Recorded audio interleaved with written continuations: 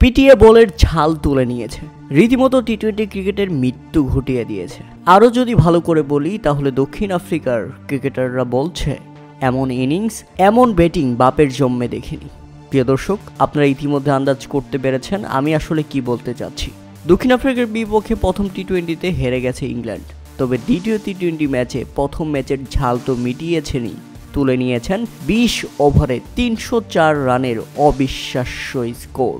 হ্যাঁ দর্শক, আপনি ঠিকই শুনেছেন, টি-20 ক্রিকেটে 300+ রান, যেটা করে ফেলেছে আন্তর্জাতিক ক্রিকেটে ইংল্যান্ড। দুটি টেস্ট খেলুড়ে দেশের মধ্যে যেটা সর্বোচ্চ স্কোর টি-20তে।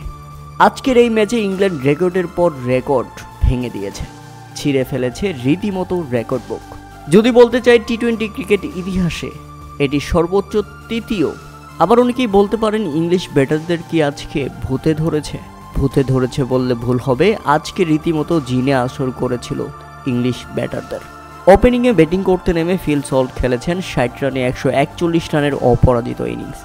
স্কোরবোর্ডে 300+ রান করেই ফিরেছেন এই ব্যাটসম্যান। হাঁকিয়েছেন 8টি ছক্কা 15টি চারের মার। আরেক ওপেনার জস বাটলার, তার কথা না বললেই নয়। এই ব্যাটসম্যান খেলেছেন 30 বলে 83 রানের ঝড়ো এক ইনিংস। হাঁকিয়েছেন 7টি ছক্কা এবং 8টি চার। শেষ দিকে হ্যারি বোগস 21 বলে খেলেছেন 41 রানের বিধ্বংসী ইনিংস। মানে আজকে ইংলিশ ব্যাটাররা যেই মাঠে নেমেছে সেই দক্ষিণ আফ্রিকার বোলারদের বেধড়ক পিটিয়েছে। এর আগে মাত্র 39 বলে সেঞ্চুরি পূরণ করেন ফিলিপ সল্ট। মাত্র 12 ওভারে ইংল্যান্ড তখন স্কোর করে ফেলেছে 200। একবার চিন্তা করে দেখেছেন কি পিটিয়েছে তারা? মানে রীতিমতো হাইলাইটেও এত নিখুঁতভাবে 4 ছক্কা দেখানো হয় না, যেটা দেখিয়েছে ইংল্যান্ডের ব্যাটসম্যানরা।